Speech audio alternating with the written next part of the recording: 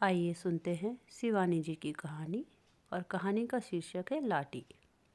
लंबे देवदारों का झुरमुट झकझुक कर गेठिया सैनिटोरियम की बल्लैयासी ले रहा था। कांच की खिड़कियों पर सूरज की आड़ी तिरछी किरणें मरीजों के क्लांत चेहरों पर पड़कर उन्हें उठा देती थी। मौत की नगरी के मुसाफिरों के रोग जीर्ण पीले चेहरे सुबह की मीठी धूप में क्षण भर को खिल उठते। आज टीबी सिरदर्द और जुकाम खांसी की तरह आसानी से जीती जाने वाली बीमारी है, पर आज से कोई 20 साल पहले टीबी मृत्यु का जीवंत आह्वान थी।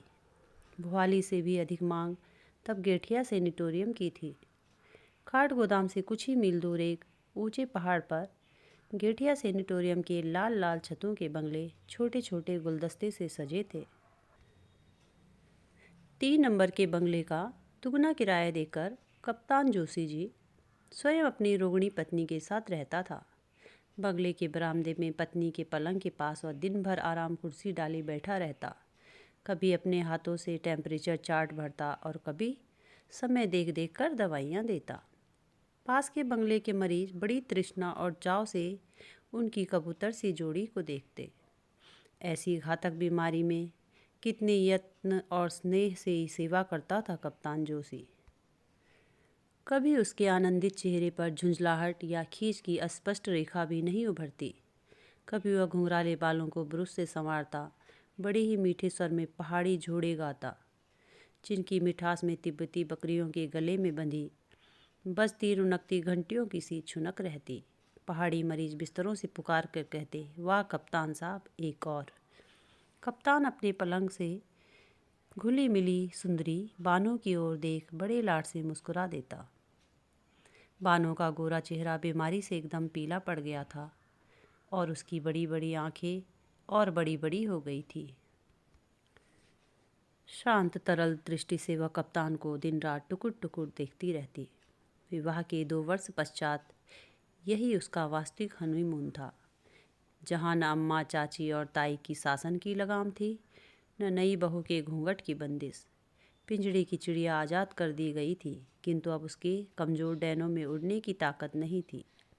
कप्तान उसकी दुर्बल तप्त हथेली को अपनी कसरती मुट्ठी में बड़े प्यार से दबाकर सहलाने लगता तो उसकी सींग सी कलाई की सोने की चूड़ी सरसर कर कोहनी तक सर जाती। उन दिनों गेठिया का डॉक्टर एक अधेड़ स्विस था।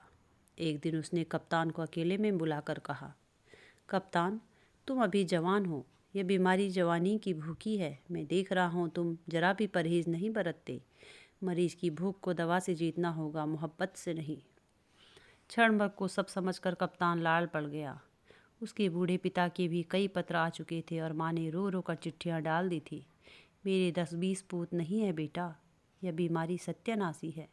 पर कप्तान पहले की तरह अलमस्त डोलता, कभी बानों के चिकने केसों को चूमता, कभी उसकी रेशमी पलकों को, कभी पास के प्राइवेट वार्ड की गुमान सिंह मालदार की गोल मटोल पत्नी से मजाक करता। सैनिटोरियम की मनहूस जिंदगी के काले आकाश में रौबदार ठकुरानी ही एकमात्र द्युतिमान तारिका थी। भरे भरे हाथ पैर की चिकने चेहरे पर सदा मुस्कान बिखेरती वह पूरे सैनिटोरियम की भाभी थी।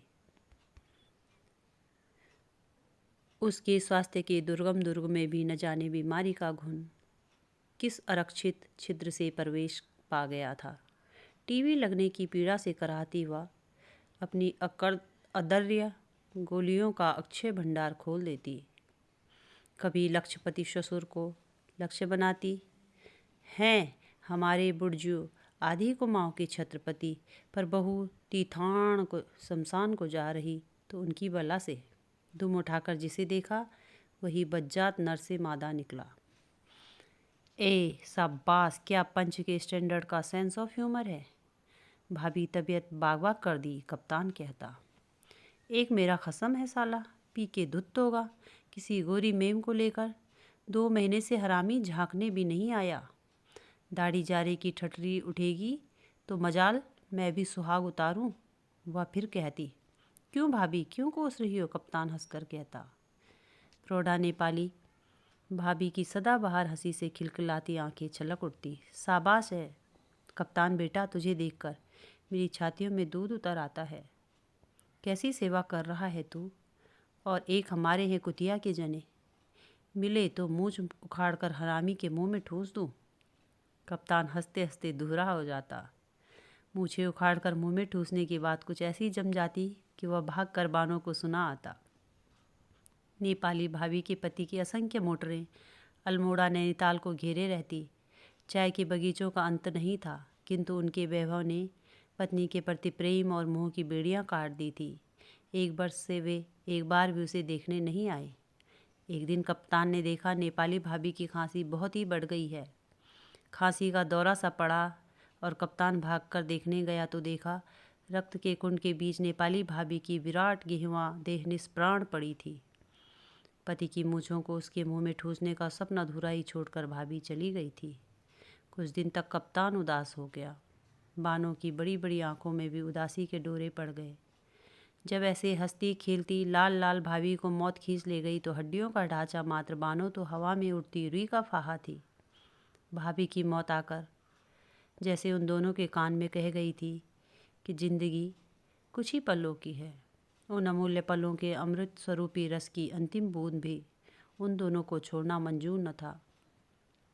नित्य निकट आती मौत ने बानों को चिड़चिड़ा बना दिया, पर जैसे इकलौते जिद्दी दुर्बल बालक की हर जिद को स्नेहमयी माता हंस खेल कर झेल लेती है, वैसे ही कप्तान हठीली बानों की हर जिद पूरी करता। कभी वह खिली चांदनी में बाहर जाने को मचलती तो वह अपने खाकी ओवरकोट में उसे लपेटकर अपनी देह से सटाए लंबे चीड़ की छाया में बैठा रहता। बानों को विवाह के ठीक तीसरे ही दिन छोड़कर उसे बसरा जाना पड़ा था। उन 3 दिनों में खाकी वर्दी में कसे 6 फुटे शरीर और भूरी भूरी मूंछों को देखकर बानो उससे जितना ही कटी कटी छिपी फिरती, वह उसे पाने को उतना ही उन्मत्त हो उठता। उसे देखते ही वह अपनी मेहंदी लगी नाजुक हथेलियों से लाश से गुलाबी चेहरा ढांक लेती। दूसरे दिन बड़ी कठिनता से कप्तान उसके मुंह से धीमी फुसफुसाहट में उसका नाम कहलवा पाया था। बहुत धीमे स्वर में ही प्रणय निवेदन की भूमिका बांधनी पड़ी थी, क्योंकि पास के कमरे में ही ताऊजी लेटते थे। क्या नाम है तुम्हारा? उसकी तीखी ठुड्डी उठाकर कप्तान ने पूछा था। बानो। उसके पतले होंठ हिलकर रह गए। राम राम, मुसलमानी नाम, कप्तान ने हंसकर छेड़ दिया। सब यही कहते हैं, मैं क्या करूं? बानो की आंखें छलक उठी। मैं तो तुम्हें छेड़ रहा था। कितना प्यारा नाम है। पहाड़ी नाम भी कोई नाम होते भला? सरुली, परुली, रमा, खस्टी। वह बोला। कितने साल की हो तुम बानो? इस आषाढ़ में मुझे 16वां लगेगा। बानो ऐसे उत्साह से बोली जैसे उसने आधी जिंदगी पार कर ली हो। कप्तान का दिल भर आया। अपनी खिलौनी सी बहू को उसने खींचकर हृदय से लगा लिया। पहले वह अपने ताऊ और पिता से सख्त नाराज हो गया था। कहाँ वह ठसकेदार माँ का कप्तान और कहाँ स्कूल पास छोरी को पल्ले बांध कर रख दिया। पर बालिका बानो की सरल आंखों का जादू उस पर चल गया। तीसरे दिन ही उसे बसरा जाना था। कप्तान बानो से विदा लेने गया तो वह कोने में बैठी छालियाँ कतर रही थी। उसकी पलकें भीगी थी और पत्ती की आहट पाकर उसने घुटनों में सिर डाल दिया। झट से झुककर कप्तान ने उसका माथा चूम लिया, उसका गला भराया। 3 दिन की ताजी सुंदरी नववधू को इस तरह छोड़कर जाना कप्तान को दुश्मन की गोलीबारी से भयंकर लगा। इसके बाद 2 वर्षों तक कप्तान युद्ध की विभीषिका में भटक गया। बर्मा और बसरा के जंगलों में भटक भटक कर उसके साथी बहसी बन गए थे। गंदे अश्लील मजाक करते। फौजी अफसरों में कप्तान ही सबसे छोटी उम्र का था। बर्मा के युद्ध से स्तब्ध सड़कों पर चपल बर्मी रमणियों के कुटिल कटाक्षों का अभाव नहीं था। फिर भी कप्तान अपनी जवानी को दांतों के बीच जीभ सी बचाता सेत गया। 2 साल बाद घर पहुंचा तो दुनिया बदल चुकी थी। उन 2 वर्षों में बानों ने 7 नंदों के ताने सुने, भतीजों के कपड़े धोए, ससुर के होज बीने, पहाड़ की नुकीली छतों पर 5-5 सेर उड़द पीस कर बड़ियाँ तोड़ी। कभी सुनती उसके पति को जापानियों ने कैद कर लिया है, अब वह कभी नहीं लौटेगा। सास और चचिया सास के व्यंग बाण उसे छेद देते। वह घुलती गई और एक दिन 6 का तक्षक कुंडली मारकर उसकी नन्ही सी छाती पर बैठ गया। उसे सैनिटोरियम भेज दिया गया था। दूसरे दिन कप्तान बानो को देखने चल दिया तो घरवालों के चेहरे लटक गए। गेठिया पहुंचा और एक प्राइवेट वार्ड के बरामदे में लेटी बानो को देखकर उसका कलेजा उछलकर मुंह को आ गया। 2 बरसों में बानो घिसकर और भी बच्ची बन गई थी। कप्तान को देखकर उसकी तरल आंखें खुली ही रह गई। फिर आंसू टपकने लगे। कहने और कैफियत देने की कोई गुंजाइश नहीं रही। बानो के बहते आंसुओं की धारा ने 2 साल के सारे उलाहने सुना दिए। दोनों ने समझ लिया कि मिलन के वे क्षण मुट्ठी भर ही रह गए थे। उन दिनों सैनिटोरियम में एक अत्यंत क्रूर नियम था। रोगियों को उनकी अंतिम अवस्था में जानकर उन्हें घर भेज दिया जाता। सैनिटोरियम में मृत्यु का प्रवेश सर्वथा निषिद्ध था। नेपाली भाभी की मृत्यु के बाद कप्तान और बानो मातम में डूब गए, पर चौथे दिन वे फिर हनीमून मनाने लगे। अपनी साड़ियों का बक्सा निकालकर बानो ने कई साड़ियों पर इस्त्री करवाई। बड़ी देर तक दोनों ने पेशेंस खेला, पर शाम होते ही बानो मुरझाने लगी। दिन भर उसे दस्त आ रहे थे और टीबी के मरीज को दस्त आना खतरे से खाली नहीं होता। डॉक्टर दलाल आया। उसने कप्तान को बाहर ले जाकर कमरा खाली करवाने का नोटिस दे दिया। कल ही ले जाना होगा। I give her 2-3 days. इससे ज़्यादा नहीं बचेगी। कप्तान का चेहरा सफ़ेद पड़ गया। घर जाने का प्रश्न नहीं उठता। 3 रस भरे महीनों की मीठी धरोहर को वह घर की कड़वाहट पे अछूता ही रखना चाहता था। भुआली के पास ही एक चाय की दुकान के नीचे साफ सुथरा कमरा मृत्यु का पासपोर्ट पाए बानो जैसे अभागी मरीजों के लिए सदा बाह फैलाए खुला रहता था। सैनिटोरियम छोड़कर हम कल दूसरी जगह चलेंगे बानो। यहाँ साली तबीयत बोर हो गई है। बड़े उत्साह और आनंद से कप्तान ने भूमिका बांधी, पर बानो का चेहरा फक पड़ गया। वह समझ गई आज उसे भी नोटिस दे दिया गया है। बड़ी रात तक कप्तान उसके गालों के पास अपना चेहरा ले जाकर गुनगुनाता रहा, बानो मेरी बन्नी बन्नो। और फिर जब बानो को नींद आ गई तो वह भी अपने पलंग पर जाकर सो गया। सुबह उठा तो बानो पलंग पर नहीं थी। सोचा घिसटती बाथरूम तक चली गई होगी। होश आने पर वह काफ़ी दूर तक चल लेती थी। बड़ी देर तक नहीं लौटी तो घबरा कर उठा। बानो कहीं नहीं थी। भागकर वह मरीज के पास गया। डॉक्टर आए, नर्सें आई, चौकीदार आया, पर बानो कहीं नहीं थी। सैनिटोरियम में आज पहली बार ऐसी अनहोनी घटना घटी थी। दूसरे दिन बड़ी दूर रथी घाट पर बानो की साड़ी मिली थी। मृत्यु के आने से पूर्व वह भागी स्वयं ही भागकर मृत्यु से मिलने चली गई थी। इसमें कोई संदेश नहीं रहा कि बानो ने डूबकर आत्महत्या कर ली थी। शोक से पागल होकर कप्तान उसकी साड़ी को छाती से चिपटाए फिरता रहा। किंतु मर्द की जवानी जाड़े की भयंकर लंबी रात के समान है जो काटे नहीं करती। एक ही साल में उसका फिर विवाह हुआ। अब के ताऊ और पिता ने खूब ठोक पीट कर बहू छांटी। ऊंची, अगली, गोरी और एमए पास। कप्तान की नई पत्नी के पिता थे मेजर जनरल। 40 तमगे लगाकर उन्होंने कन्यादान किया तो कप्तान बेचारा सहम कर रह गया। पर वह इकलौती लड़की थी। फिर 2 जूह की बीवी थी जो बादशाह की घोड़ी से कम नहीं होती। उसके 100 नखरे उठाता कप्तान हंसना, खिलखिलाना और मौज मस्तियाँ सब भूल कर रह गया। 4 साल में कप्तान को 2 बेटे और 1 बेटी देकर प्रभा ने धन संचय की ओर ध्यान लगाया। 16 सालों में कप्तान के बैंक बैलेंस में रुपयों और नोटों की मोटी तह जमा कर दोनों नैनीताल घूमने आए। कप्तान की थोड़ी सी तोंद निकल आई थी। चेहरा अभी भी मस्ताना था, पर मूँछों में अब वह ऐंठ नहीं रह गई थी। कनपट्टी के आसपास बाल सफ़ेद हो चले थे। 2 जवान लड़कों को कमीशन मिल गया था। बेटी मिरांडा हाउस में पढ़ रही थी।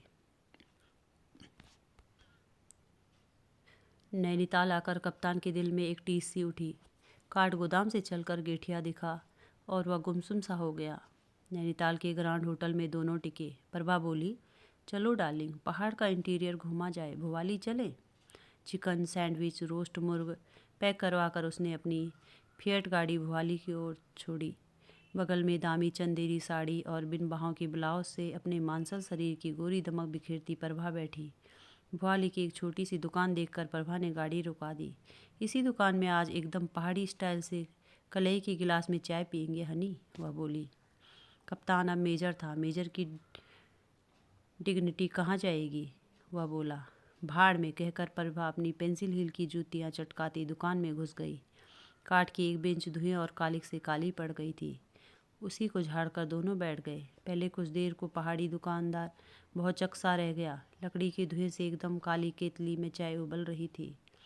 खूब गर्म, 2 गिलास चाय लाओ प्रधान, मेजर ने पहाड़ी में कहा और दुकानदार का मुंह खुला ही रह गया। ऐसे अंग्रेजी में बोलने वाला अनोखा जोड़ा पहाड़ी कैसे हो गया, वह सोचने लगा।